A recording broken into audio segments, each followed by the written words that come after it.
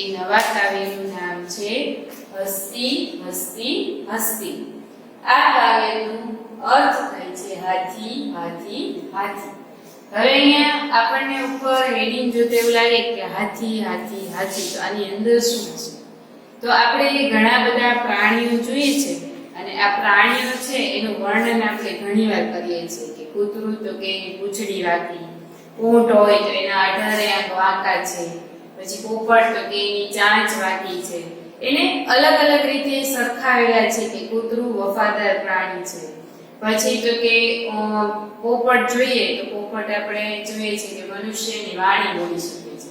તો અહીંયા આ કાવ્યની અંદર કવિ આખું જે હાથી છે એ હાથીનું આખું વર્ણન આપ્યું છે। આપણે ઘણીવાર કહીએ છીએ કે હાથીના પગ તો કે થાંભલા જેવા છે, એના કાન તો કે સુપડા જેવા છે।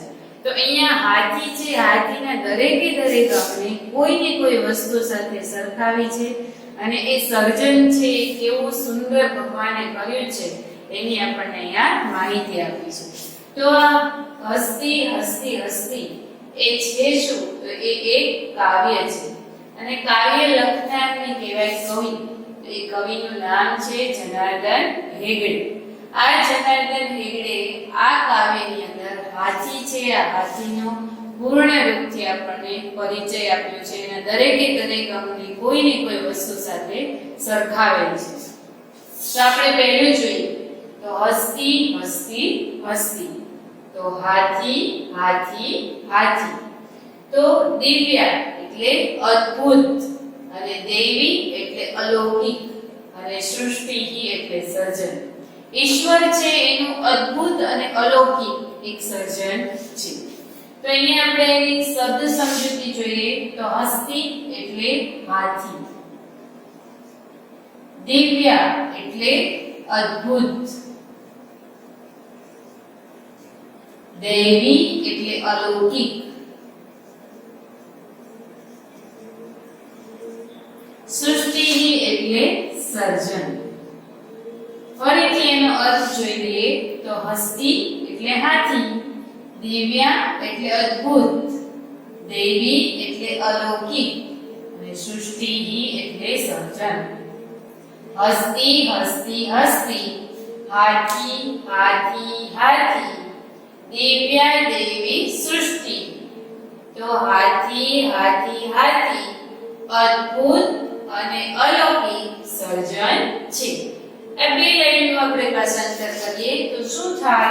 તો કે હસતી હસતી હસતી, હાથી હાથી હાથી, દિવ્યા એટલે અદ્ભુત, દેવી એટલે અલૌકિક, સૃષ્ટિ એટલે સર્જન।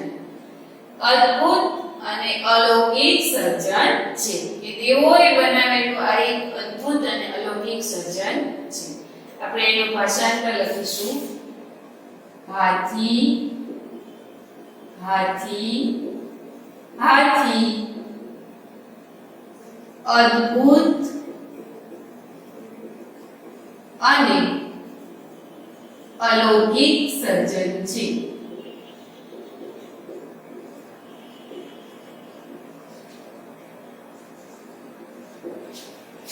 હવે એના પછી આવે છે એની લાઈન તો કે કદલી સદસી શુંડા, સ્તંભ સમાના વાદા, સુર્પાકારો કર્ણ, ધવલો દીર્ઘો દંતો।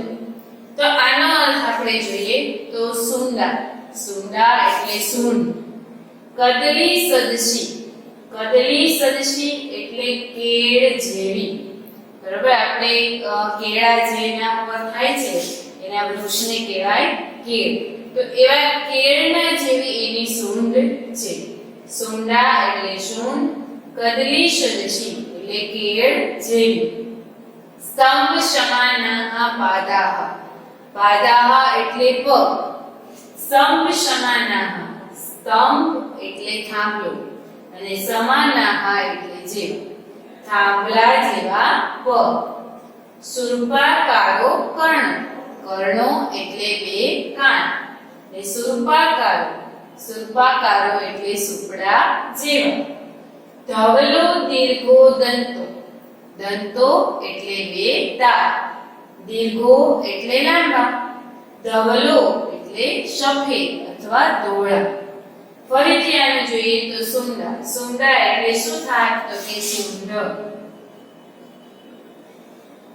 કદલી સદશી એટલે કેળ જેવા. પછી છે પાદાહ એટલે પગ. સ્તંભ સમાનાહ. સ્તંભ સમાનાહ એટલે થાંભલા જેવા.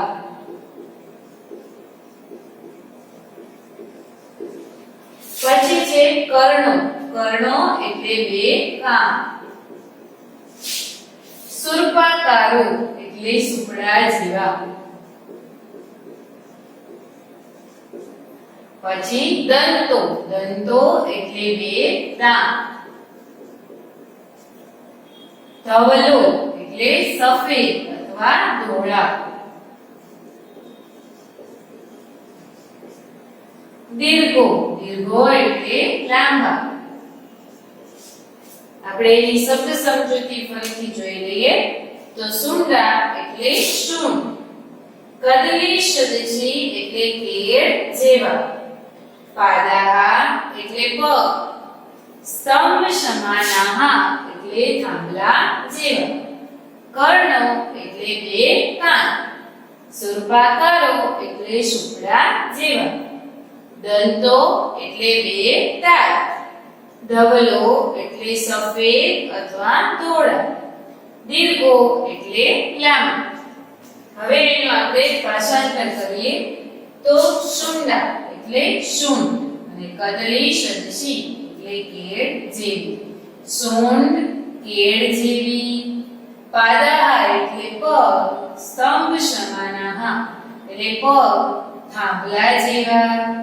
સુર્પાકારો કર્ણ બે કાન સુપડા આકારના.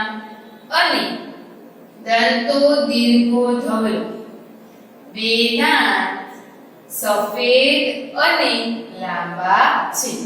દીર્ઘો એટલે લાંબા અને ધવલો એટલે સફેદ. ફરીથી જોઈએ તો આમાં પાછળથી બધાનું ભાષાંતર થાય છે એ ખાસ ધ્યાન રાખવાનું. સુંદા એટલે શૂળ. કદલી સદશી એટલે કેળ જેવી. સૂંઢ કેળ જેવી.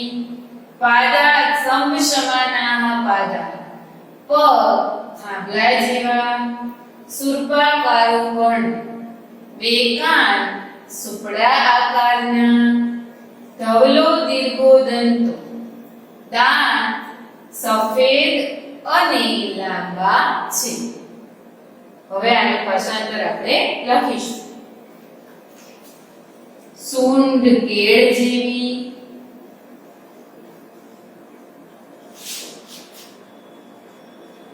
પગ થાંભલા જેવા.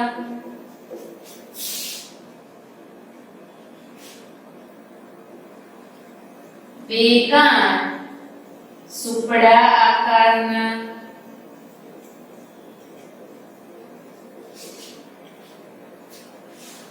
દંતો ધવલો દીર્ઘો બે દાંત અથવા એને આપણે દંતશૂળ પણ કહીએ તો કૌંસમાં લખીશું આપણે દંતશૂળ.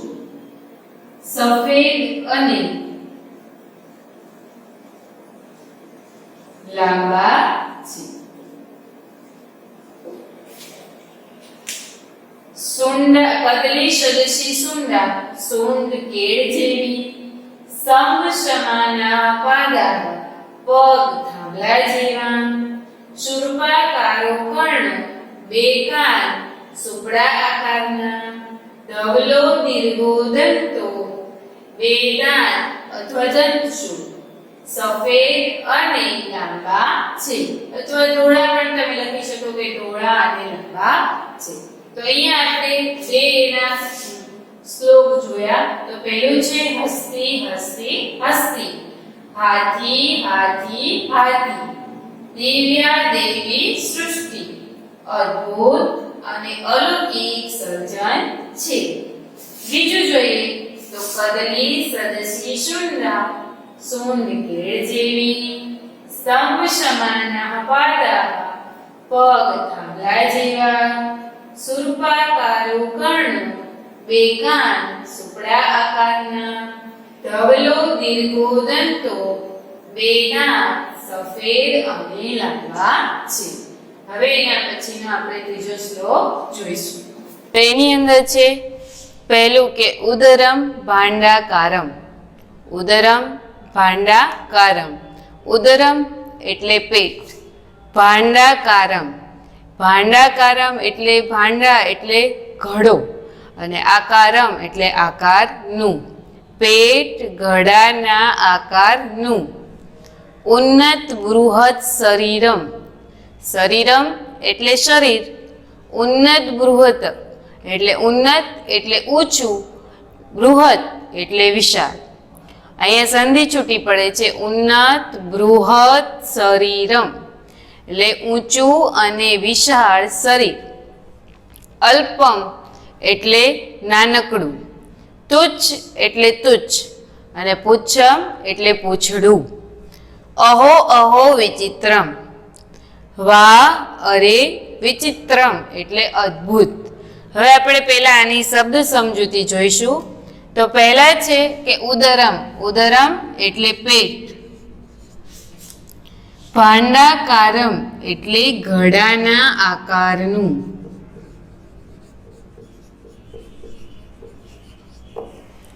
ઉન્નત બૃહદ. ઉન્નત એટલે ઊંચું. બૃહદ એટલે વિશાળ. ઊંચું અને વિશાળ.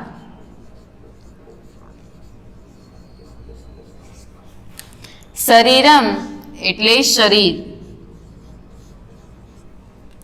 પુચ્છમ એટલે પૂંછડું. અલ્પમ એટલે નાનકડું. તુચ્છમ એટલે તુચ્છ. નાનકડું અને તુચ્છ. અહો અહા. વાહ અરે. વિચિત્રમ એટલે અદ્ભુત. આપણે આની શબ્દ સમજૂતી જોઈ એ આપણે ફરીથી એકવાર જોઈ લઈએ. તો ઉદરમ એટલે પેટ. ભાંડાકારમ એટલે ઘડાના આકારનું. ઉન્નત બૃહદ એટલે ઊંચું અને વિશાળ. શરીરમ એટલે શરીર.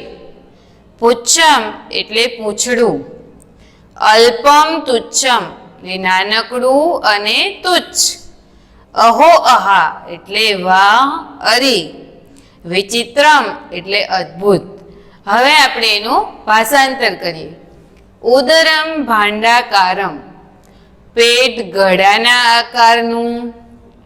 ઉન્નત બૃહદ શરીરમ એમાં શરીર શબ્દ પહેલા લેવાનો. શરીર ઊંચું અને વિશાળ છે. ઉદરમ ભાંડાકારમ પેટ ઘડાના આકારનું. શરીર ઊંચું અને વિશાળ છે. અલ્પમ તુચ્છમ પુચ્છમ એમાં પણ આપણે પુચ્છમ શબ્દ પહેલા લેવાનો. પૂંછડું નાનકડું અને તુચ્છ છે.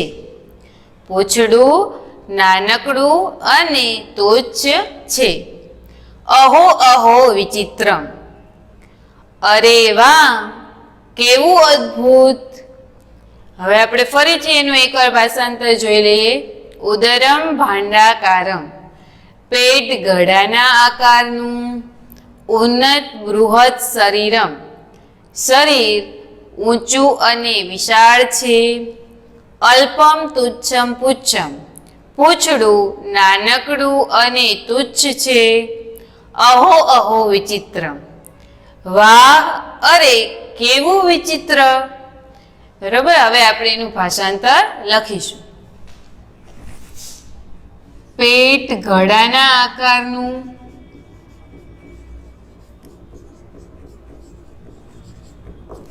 પછી છે ઉન્નત બૃહદ શરીરમ શરીર ઊંચું અને વિશાળ છે. અલ્પમ તુચ્છમ પુચ્છમ પૂંછડું નાનકડું અને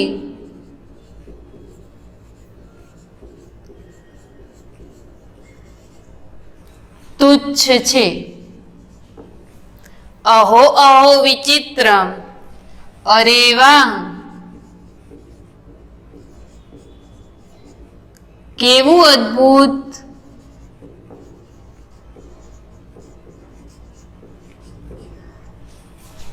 અહીંયા પણ આપણને હાથીના શરીર વિશે કહ્યું છે કે એનું પેટ કયા આકારનું છે, પછી એનું શરીર કેવું છે, એનું પૂંછડું છે તો એ આખું એનું મોટું શરીર છે એના પ્રમાણમાં એનું પૂંછડું તો કે સાવ નાનું એવું છે. અને આ પ્રાણી તો કેવું અદ્ભુત છે. હવે એવી રીતના આગળ એની સમજૂતી આપી છે એ આપણે જોઈ. પર્વત સદશે ગાત્રી, તો પર્વત જેવા શરીરમાં. પર્વત સદશે એટલે પર્વત જેવું અને ગાત્રે એટલે શરીર. પર્વત જેવા શરીરમાં સરસપ સન્નિભ નેત્રે, સરસપ એટલે સરસવ, સન્નિભ એટલે સરસવ જેવી અને નેત્રે એટલે બે આંખો. કથમ એટલે કેવો, અતિ બલવાન, અહીંયા પણ સંધિ છૂટી પડે છે કથમ વત્તા અતિ બલવાન. તો કથમ એટલે કેવો, અતિ બલવાન એટલે અત્યંત બળવાન, એષઃ એટલે આ. અંકુશ માત્રા દ, અંકુશ માત્રા દ એટલે હાથીને અંકુશમાં લાવવા માટે થઈને. તો અંકુશ એટલે કેવળ અંકુશથી, ભીતઃ એટલે ડરેલો. પર્વત સદશે ગાત્રે એટલે પર્વત જેવા, ગાત્રે એટલે શરીરમાં, પર્વત જેવા શરીરમાં. સરસપ સન્નિભ નેત્રે, સરસપ એટલે સરસવ, સન્નિભ એટલે જેવા અને નેત્રે એટલે બે આંખો. સરસવ જેવી બે આંખો. કથમ અતિ બલવાન, કેવો અત્યંત બળવાન, એષઃ એટલે આ. અંકુશ માત્રા દ એટલે કેવળ અંકુશથી, ભીતઃ એટલે ડરેલો. આપણે એની શબ્દ સમજૂતી જોઈએ. પર્વત સદશે ગાત્રી, પર્વત જેવા શરીરમાં.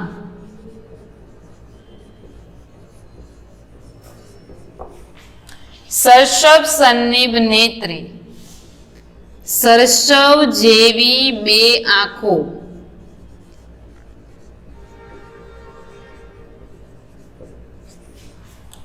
કથમ એટલે કેવું. અતિ બલવાન એટલે અત્યંત બળવાન.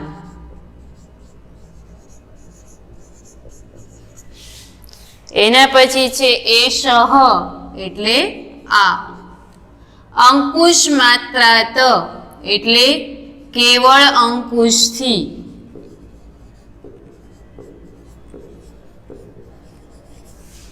ભીતઃ એટલે ડરેલું.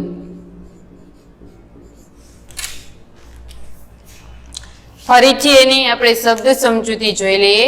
પર્વત સદશી ગાત્રે, પર્વત સદશી ગાત્રે એટલે પર્વત જેવા શરીરમાં. સરસપ સન્નિભ નેત્રે, સરસવ જેવી બે આંખો. કથમ એટલે કેવું. અતિ બલવાન એટલે અત્યંત બળવાન. એષઃ એટલે આ. અંકુશ માત્રાથ કેવળ અંકુશથી. ભીતઃ એટલે ડરેલો. હવે એનું ભાષાંતર આપણે કરીએ. પર્વત સદશે ગાત્રે, પર્વત જેવા શરીરમાં. સરસપ સન્નિભ નેત્રે, સરસવ જેવી બે આંખો છે. કથમ અતિ બલવાન એષઃ, અત્યંત બળવાન. અહીંયા આપણે ખાલી આટલું જ લેવાનું છે, અતિ બલવાન. અત્યંત બળવાન. એષઃ એટલે આ હાથી. પછી કથમ લેવાનું કે કેવો. અંકુશ માત્રા ધ કેવળ અંકુશથી. ભીતઃ એટલે ડરે છે. ફરીથી જોઈએ તો પર્વત સદશે ગાત્રે, પર્વત જેવા શરીરમાં. સરસપ સન્નિભ નેત્રે, સરસવના જેવી બે આંખો છે. કથમ અતિ બલવાન, અત્યંત બળવાન. આ હાથી અંકુશ માત્ર, કેવળ અંકુશ માત્રથી. પછી કેવો લેવાનું? કેવો. ભીતઃ એટલે ડરે છે. ફરીથી આનું બીજી બે લાઈનનું કરાવું તો એષઃ શબ્દ એમનો એમ રાખવાનો. પહેલા અહીંયા ખાલી આટલું લેવાનું છે કે અતિ બલવાન, અત્યંત બળવાન. એષઃ એટલે આ હાથી, અંકુશ માત્રાદ કેવળ અંકુશથી, કથમ એટલે કેવો, ભીતઃ એટલે ડરે છે. અહીંયા બે લાઈનમાં શબ્દની ગોઠવણી કરી અને આપણે ભાષાંતર કરીએ છીએ. ફરીથી ચારેયનું કરીએ, ચારેય લાઈનનું. પર્વત સદશે ગાત્રે, પર્વત જેવા શરીરમાં. સષ્ટભ સન્નિભ નેત્રે, સષ્ટવ જેવી બે આંખો છે. કથમ અતિ બલવાન એષઃ, અત્યંત બળવાન આ હાથી. અંકુશ માત્રાદ ભીત, કેવળ અંકુશથી કેવો ડરે છે. હવે એનું ભાષાંતર આપણે લખીશું. પર્વત જેવા શરીરમાં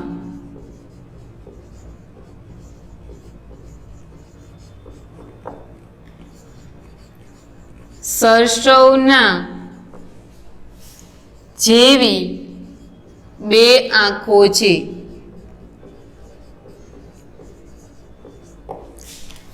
અત્યંત બળવાન,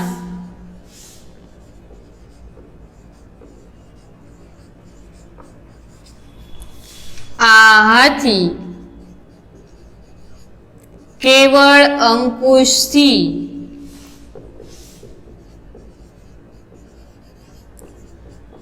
કેવો ડરે છે.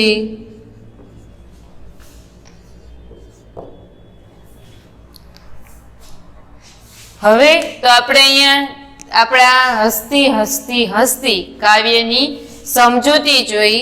હવે એની અંદર થોડી સંધિ આવે છે, એ સંધિને આપણે છોડવાની છે. એની અંદર પહેલું છે સુર્પાકારો, તો એની સંધિ છૂટી પડશે. સુર્પ વત્તા આકારો. પછી છે ભાંડાકારમ, તો ભાંડ વત્તા આકારમ.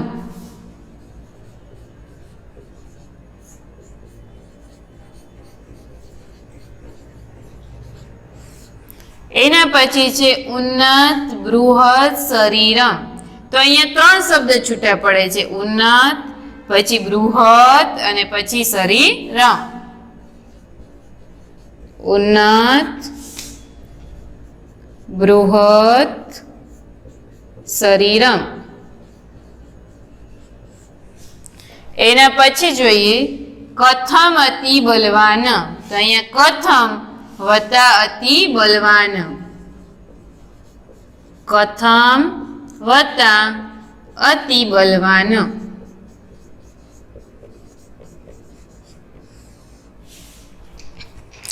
તો આ હસતી હસતી હસતી કાવ્યની અંદર સંસ્કૃતની અંદર આપણને હાથી છે, હાથીની આખી સમજૂતી આપી છે કે હાથી છે તો હાથી કેવો છે, અને એના દરેકે દરેક અંગને કોઈને કોઈ વસ્તુ સાથે સરખાવ્યા છે. તો અહીંયા આપણે આ કાવ્યની સમજૂતી મેળવી.